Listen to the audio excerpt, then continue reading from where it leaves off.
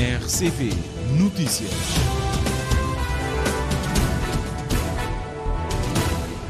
Já temos 13 horas em Cabo Verde. Está a começar o Jornal da Tarde da RCV. Para esta terça-feira, abrimos com os títulos.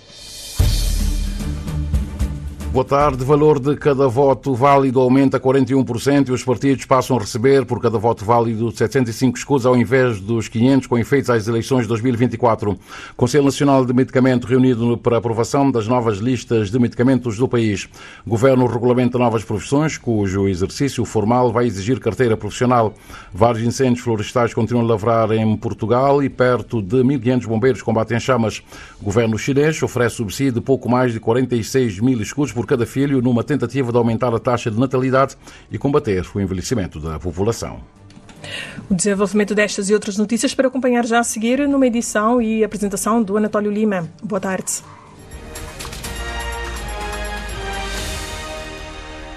Muito boa tarde. A Comissão Nacional de Eleições procedeu à revisão do valor que o Estado atribui aos partidos políticos por cada voto válido, fixando em 705 escudos, de acordo com a decisão publicada no Boletim Oficial citado pelo Expresso das Ilhas.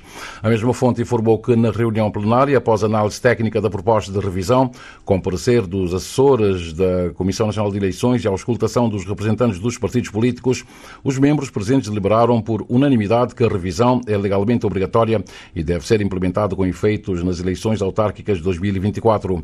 Com efeito, de acordo com a mesma fonte, a Comissão Nacional de Eleições recebeu, no passado mês de março, um pedido conjunto dos partidos políticos com assento parlamentar, ao CID, PICV e MPD, solicitando a revisão do valor da subvenção do Estado conforme previsto no Código Eleitoral. Com base nos dados disponíveis, apurou-se uma taxa de inflação acumulada de 40,9% entre 2007 e 2024. Em consequência, o valor da subvenção por voto válido foi revisto de 500 escudos para 705 escudos, atualização que, assinalou a Comissão Nacional de Eleições, constitui uma obrigação legal expressa no Código Eleitoral. As novas listas nacionais de medicamentos e de medicamentos essenciais vão ser revistas na reunião do Conselho Nacional de Medicamentos, que decorre na Praia, uma adequação que, na ótica da diretora do Gabinete de Estudos Farmacêuticos, Simone Lima, vai responder às necessidades do país, conforme a Carmelita do Rosário. Estas duas listas de medicamentos estão completamente desfasadas, ou seja, já não respondem às necessidades dos utentes. Deste modo, conforme a diretora do Gabinete para Assuntos Farmacêuticos, foi realizado este ateliê para se trabalhar as alterações e validar as listas. Tendo em conta o contexto, a realidade do país, e nós estamos agora a atualizar a lista, é um trabalho muito abrangente, não é? E temos vários ganhos, porque temos medicamentos que estavam no processo de autorização, de introdução no mercado, e temos os medicamentos que tinham declaração médica, né? O doente ainda estava neste processo um pouco burocrático, então nós trabalhamos com a Aeris, também temos a listagem de todos estes medicamentos e estamos a fazer os possíveis para abranger todos esses medicamentos de forma que estes estejam disponíveis. Esta revisão e atualização da lista dos medicamentos é, segundo Simone Lima, mais abrangente, porém não inovadora, quando se fala em respostas terapêuticas. Modernas, digamos assim, que em Cabo Verde já acaba por não ser moderno, porque medicamentos inovadores que nós estamos a introduzir agora no mercado, que foram introduzidos há 10 anos ou mais no mercado internacional, nós estamos agora a adequar a essa realidade do país e a fazer com que tenhamos uma lista abrangente que dê resposta realmente à necessidade dos utentes. Quantos vão entrar agora à lista? São 300, já volta 300 novas moléculas. Não é? Em termos de formas farmacêuticas novas, temos mais de 400 e em termos de dosagens diferentes, são mais de 600 dosagens. 500 e tal, quase 600 dosagens. Novas dosagens. Apesar de toda esta abrangência que se quer com as listas nacional e essencial de medicamentos, pode haver situações em que o utente possa vir a necessitar de algum tratamento terapêutico que esteja em falta. Procedimentos devem seguir de acordo com a legislação vigente, remata Simone Lima. A Aeris emite uma autorização de importação de acordo com o procedimento que o médico tem que fazer a declaração médica, a justificação médica. Há todo um procedimento que depois o doente, na posse da sua autorização, entrega a autorização a uma farmácia, a farmácia submete ou entrega também às distribuidoras, as distribuidoras fazem a importação do medicamento e disponibilizam ao doente. É um processo tanto quanto demorado, não é? Um pouco burocrático, mas tratando de medicamentos tem de ser. O Conselho Nacional de Medicamentos está reunido até amanhã na cidade da Praia para discutir e aprovar as novas listas nacional de medicamentos e de medicamentos essenciais que deverá vigorar nos próximos 2 anos. E o Ministro da Saúde, Jorge Figueiredo, visitou na manhã de hoje o bloco operatório do Hospital Agostinho Neto, remodelado, e a nova unidade de atendimento psiquiátrico. O bloco operatório do Hospital Agostinho Neto recebeu obras em toda a sua estrutura, num valor que rondou os 20 mil contos. Após a visita, o Ministro da Saúde, Jorge Figueiredo, demonstrou satisfação com o que viu. Eu vou com uma boa, belíssima impressão. Penso que o Hospital Central da Praia está a ter uma evolução extremamente positiva, com a introdução de novas enfermarias.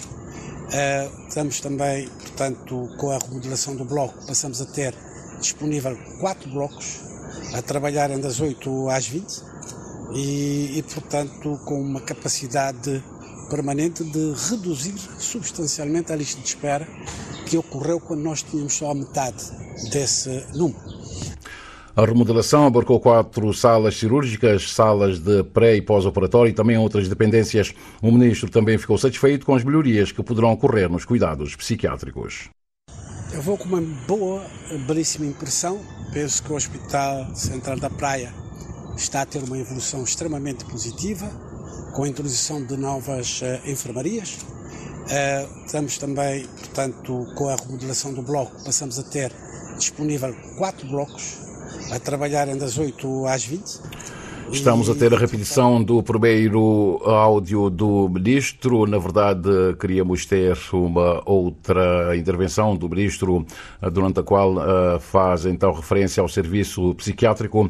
Não sendo possível, as melhorias do bloco operatório fazem parte da estratégia para otimizar o sistema de saúde em Cabo Verde e também preparar assim as condições para o transplante renal. E os profissionais das áreas de metalomecânica, ambiente, segurança, serviços sociais, culturais e comunitários são alguns profissionais que vão estar sujeitos à carteira profissional. A regulamentação das novas profissões sujeitas à carteira profissional foi socializada hoje na Praia, num evento presidido pelo Ministro da Promoção de Investimentos e Fomento Empresarial, Eurico Monteiro, que afirmou que com a introdução da carteira profissional nestas áreas se está a proteger os cidadãos e também as empresas, conforme o Ailson Martins. O Ministro da Promoção de Investimentos e Fomento Empresarial, Eurico Monteiro, diz que as novas profissões sujeitas à carteira profissional visam garantir a qualidade dos serviços prestados às empresas e ao público em geral. Nós temos um cozinheiro, temos um artista, um artesão ou uma pessoa que está a fazer a instalação, portanto, do equipamento industrial ou na produção ou distribuição, portanto, de energia. As pessoas, os cidadãos em geral e as empresas têm, digamos, uma garantia mais do que razoável de que se trata de um bom profissional e que as coisas vão ser bem feitas. E, portanto, em primeiro lugar, é proteger as pessoas, proteger os cidadãos e proteger as empresas. Em segundo lugar, também, é qualificar e valorizar a profissão.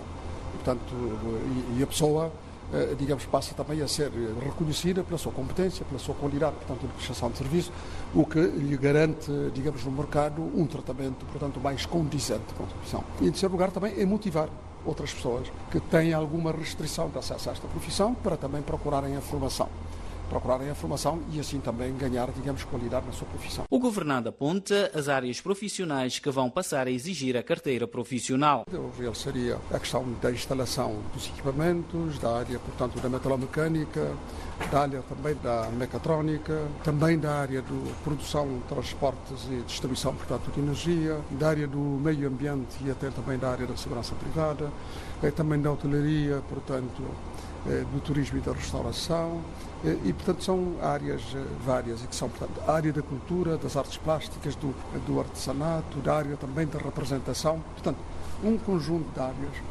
que nós aqui estamos a socializar, digamos, as regras, as normas da regulamentação e para acesso, digamos, às carteiras profissionais. Eurico Monteiro explica que quando se fala em carteira profissional, trata-se de qualificação adquirida por meio de ações de formação ou pelo reconhecimento e valorização das competências de pessoas com experiência em determinadas áreas. Vai-se legislar sobre esta matéria, estabelecer quais são as condições, quais são os requisitos, que, em regra, como eu disse, em regra passa, portanto, por frequência de uma ação de formação profissional. Como eu disse também, nós temos um outro sistema, que é o sistema, portanto, de reconhecimento e validação, portanto, da certificação das competências de gente que já é conhecida e que é submetida, digamos, a uma espécie digamos assim, de teste de conhecimento, para ser esta pessoa também é reconhecida a sua, digamos, competência profissional, portanto, nesta área. O Ministro da Promoção, Investimento e Fomento Empresarial não precisa uma data para quando serão implementadas as carteiras profissionais para esses setores, mas garante que será em breve. No Parlamento esta manhã o PICV denunciou aquilo que considera ser o retrocesso na gestão da água em Cabo Verde, levando à redução drástica do emprego no setor primário, a queda da produção agrícola e a perda de esperança entre jovens. Em matéria de água, o país enfrenta uma situação de emergência que exige uma nova visão na gestão dos recursos hídricos, disse a deputada Evelina Rocha, que acusa o governo de José Luís Correia e Silva de abandono de projetos estratégicos para o país. Amílio Rodrigues tem uns pormenores. A deputada Evelina Rocha deu voz à declaração política que exige uma gestão hídrica responsável para garantir o direito à água, dignidade e desenvolvimento a todos os cabo-verdianos. A crise no abastecimento de água, alerta o PICV, afeta comunidades inteiras na Ilha de Santiago, especialmente no meio rural. Dados demonstram abandono e desesperança que instala no mundo rural. Na Cabo Verde. Emprego no setor primário, que era de 41.253, na 2016 reduz para 15.094 na 2024. Ou seja, destruído 26.181 empregos no mundo rural.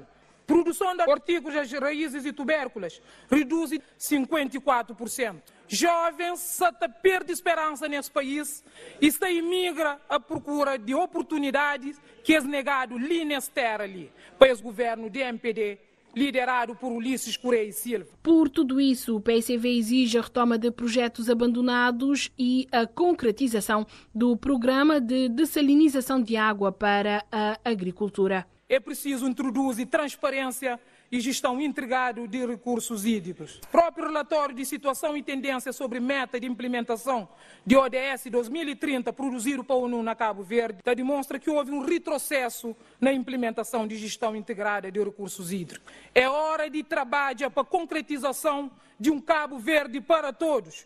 Um Cabo Verde onde todo alguém tem direito a se gota d'água. Com opinião contrária, continuam os deputados do MPD. A deputada Isa Costa diz que a falta de água para a agricultura vem de antes e devido à má gestão do PAICV. Vamos depois de fazer e de instalar 5 desalinizadoras na Cabo Verde, ainda não tem problema de água. Vamos, o PAICV teve uma opção na investir na mobilização de água para rega. Agora, não fala de São Domingos. São Domingos tem problema pontual de água, sim. Tem zonas com problema de água. Agora, não esquece o que nós fazemos no nosso tempo.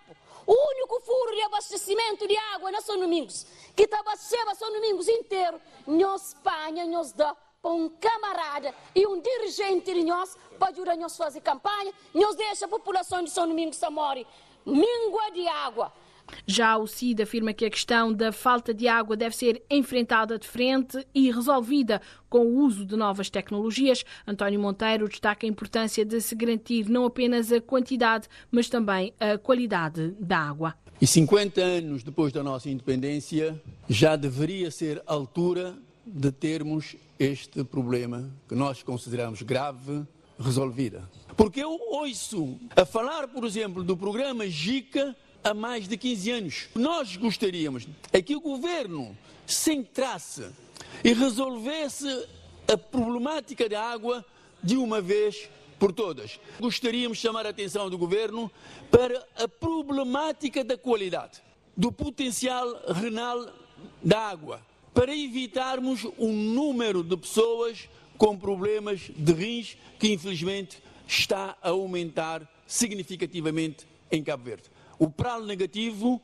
deve ser uma das preocupações que o governo ter para garantirmos a melhor qualidade de água e reduzirmos o risco dos problemas renais. A questão da água dominou também parte do debate no período antes da ordem do dia. O ministro Gilberto Silva assegura que o governo está atento e vai resolvendo os problemas. Nós levamos a água em São Lourenço dos Órgãos para os sítios mais altos, e esta é a característica também das intervenções deste governo. Planalto Norte, Planalto Leste, Campanas, Ruivás, Picos Acima, Rasta. Desenvolvemos uma política de inclusão em matéria de distribuição da água. Há mais água nas torneiras, há mais pessoas ligadas às torneiras. Cabo Verde está melhor nesta matéria. O grupo parlamentar do PAICV denuncia que as políticas de mobilização de água do governo do MPD, liderado por Ulisses Correia Silva, têm sido um fracasso. Os deputados responsabilizam o governo pela crise no abastecimento de água em Santiago, especialmente no meio rural. E após a declaração política, outros assuntos também acabaram por ocupar os parlamentares. António dos Reis esteve a acompanhar. António, boa tarde. Como é que aconteceu? Muito boa tarde. No período de questões gerais foram levantadas preocupações relacionadas com o interior da ilha de Santiago, nomeadamente problema de água e também a situação de São Vicente.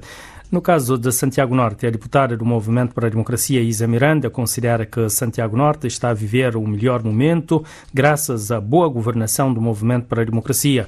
A deputada indicou o desencravamento de localidades, nomeadamente mais de 114,2 quilómetros de estradas e mais de 4,3 milhões de contos investidos na construção dessas vias. O PAICV apresentou uma visão diferente. O deputado Carlos Rodrigues enumerou algumas promessas em Santiago Norte não concretizadas, nomeadamente a nível da saúde, a educação, a agricultura, problema de água, e concluiu que a região está a sofrer com o que classifica de desinvestimento do atual executivo. Para São Vicente, Maria Santos Trigueiros, do Movimento para a Democracia, destacou os avultados investimentos com foco nas pessoas, nas famílias, que, segundo diz, São Vicente está a desenvolver. A deputada destacou a inauguração com impacto na vida das pessoas, nomeadamente da Data Center, Parque Tecnológico do Mindelo, Terminal de Cruzeiros, a inauguração de 66 habitações sociais na zona de Iraque, para além da nova maternidade e pediatria do Hospital Batista de Souza. Josina Freitas, deputada do PAICV, falou de falta de recursos humanos que, segundo diz, impede o aproveitamento das potencialidades a nível do hospital e da maternidade. E a UCID levantou preocupações relacionadas com também falta de recursos humanos em São Vicente para potenciar os investimentos no hospital, ou seja, na maternidade do Hospital Batista de Souza. E António Monteiro levantou preocupações sobre a problemática da rede de esgotos na cidade do Mindelo e a questão de saneamento. E Julião Varela denunciou a atitude de prepotência do governo em confiscar mais de 2,2 milhões de contos que destinava-se aos municípios. Em defesa do governo, a deputada Isa Gandira Rodrigues acusou o PAICV de tentar justificar a incompetência das câmaras municipais lideradas pelo PAICV, dinheiro que, segundo a deputada, deve ser dada mediante justificação das obras. E durante o período de questões gerais, foi basicamente esses os assuntos debatidos. Depois suspendeu-se os trabalhos durante 30 minutos. O pedido de suspensão veio da parte da bancada do MPD e depois a sessão teve que terminar.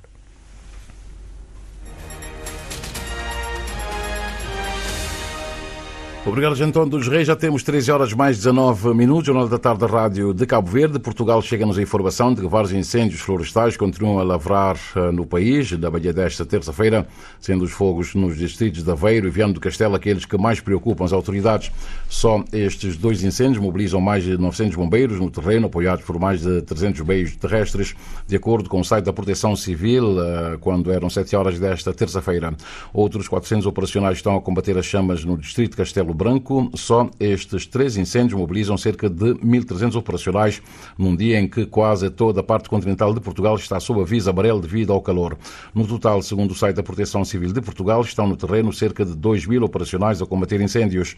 Todos os distritos de Portugal continental, à exceção de Faro, estão com aviso amarelo até pelo menos quinta-feira devido às elevadas temperaturas, informa o Instituto do Mar e da Atmosfera. Também no arquipélago da Madeira, na costa sul e nas regiões montanhosas, aviso amarelo. Setúbal é o distrito com a temperatura mais elevada esta terça-feira, podendo chegar aos 40 graus.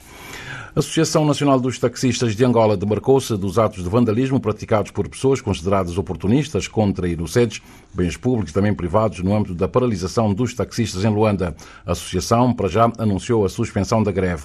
Em comunicado, a mesma associação afirma que os atos de vandalismo, pilhagens e danificação de viaturas foram praticados por oportunistas não associados à organização. A capital angolana registrou episódios de violência, saques e também barricadas nas primeiras horas desta segunda-feira, portanto ontem, na sequência da greve convocada pelos taxistas contra a subida do combustível e da tarifa de táxi, facto que motivou a intervenção da polícia angolana com vários meios de dissuasão para travar os protestos. Houve relatos de feridos e também mortos, conforme imagens partilhadas nas redes sociais, ainda não confirmadas pelas autoridades policiais, tendo a polícia angolana indicado a detenção de pelo menos uma centena de pessoas. O governo chinês vai fornecer um subsídio anual de pouco mais de 46 mil escudos por criança menor de 3 anos, anunciou a imprensa local. O objetivo é aumentar a taxa de natalidade, já que a população do país caiu pelo 3º ano consecutivo. País mais populoso do mundo, desde que a ONU começou a analisar os dados, a China ficou atrás da Índia em 2023 e registrou quase metade do número de nascimentos no ano passado em relação a 2016, ano em que o país encerrou a política do filho único. Estes números preocupam o governo chinês. A reação negativa a esta política do filho único é sentida hoje com o declínio da força de trabalho, ameaçando, em última análise, a produtividade e também o crescimento económico.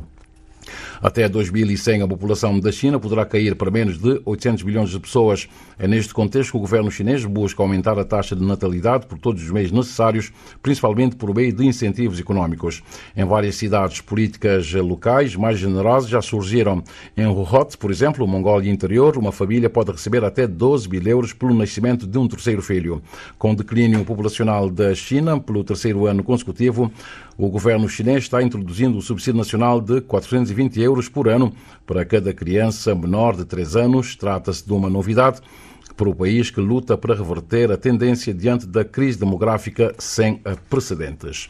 Já temos 13 horas mais 22 minutos, praticamente no final deste jornal é tempo para vermos como é que está o movimento aéreo e marítimo no arquipélago. Para já temos neste momento uma aeronave da TACV, aliás temos as 4 aeronaves neste momento em operação, uma que partiu da praia e vai em direção ao aeroporto internacional Amílcar Cabral na Ilha do Sal, este voo da TACV que deve aterrar no Sal às 13 horas mais 45 minutos e partiu uma outra aeronave, partiu de São Nicolau, vai em direção a São Vicente. Neste momento o aparelho está a cruzar os céus do Ilha El Raso. É expectável então que dentro de sensivelmente 15 minutos esta aeronave da TACV esteja no aeroporto Cesário Évora em São Vicente.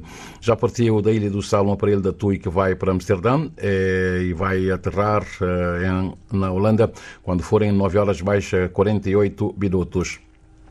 Os aparelhos da TAP, que neste momento normalmente fazem ligação do arquipélago com Lisboa, já estão todos no ar. O aparelho que partiu da praia deve aterrar na capital portuguesa às 6 horas mais 40 minutos e o avião que saiu da Boa Vista vai chegar um pouco antes, às 6 horas mais 27 minutos. Já um terceiro avião da TAP, que partiu de São Vicente e vai aterrar na capital portuguesa quando forem 6 horas mais 16 minutos. Há instantes eu vi uma imagem interessante, 2 aparelhos da TACV, 2 Boeings, um vem de Nice e vem para a praia e deve aterrar às 2 horas e 24 minutos e em sentido contrário um outro Boeing da TACV que vai para Lisboa e deve aterrar na capital portuguesa às 5 horas e 42 minutos. O fator curioso é que as duas aeronaves passaram uma sobre a outra com uma distância de aproximadamente 300 metros, que vai para Lisboa a 38 mil pés e a que vem de Nice a voar a 37 mil pés.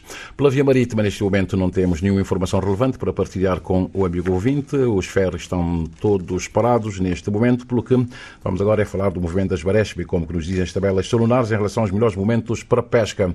Por além de outras informações, por hoje, terça-feira, 29 de julho, o sol despontou às 6 horas 16 minutos mais 15 segundos. O pôr do sol será às 19 horas 4 minutos e 45 segundos. A lua está na fase crescente, saiu pelo leste às 10 horas e 17 minutos e vai se pôr pelo oeste quando forem 22 horas e 28 minutos. A primeira baixa barra aconteceu às 2 horas e 57 minutos e a seguinte será daqui a pouco às 15 horas e 38 minutos. E a primeira pré-bar será às 9 horas e 28 minutos e a seguinte será às 21 horas e 48 minutos. Os dados apontam que hoje não é um bom dia para pescar. Amanhã, quarta-feira, a primeira baixa-mar será às 3 horas e 45 minutos e a seguinte acontece às 16 horas e 14 minutos. E a primeira praia-mar amanhã será às 10 horas e 4 minutos e a seguinte às 22 horas e 28 minutos. Em relação à pesca, as previsões indicam que amanhã será um dia regular para pescar, sendo os melhores momentos das 3 horas e 35 minutos até às 5 e 35, ou então das 17 horas e 2 minutos até 17 até às 19 horas e 2 minutos. Já temos 13 horas e 25 minutos. Vamos à reposição dos títulos. Dissemos que o valor de cada voto válido aumenta 41% e os partidos passam a receber por cada voto válido 705 escudos ao invés dos 500 com efeitos às eleições de 2024. O Conselho Nacional de Medicamento reunido na Praia para aprovação das novas listas de medicamentos do país. O Governo regulamenta novas profissões, cujo exercício formal vai exigir carteira profissional. Vários incêndios florestais continuam a lavrar em Portugal e perto de 1.500 bombeiros combatem as chamas.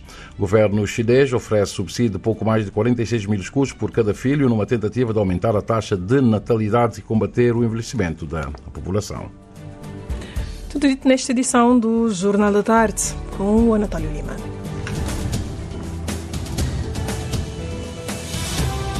Mais informações em www.rtc.cv e na aplicação RTC Mobile. RCV, o rigor da notícia e o melhor da informação a cada hora.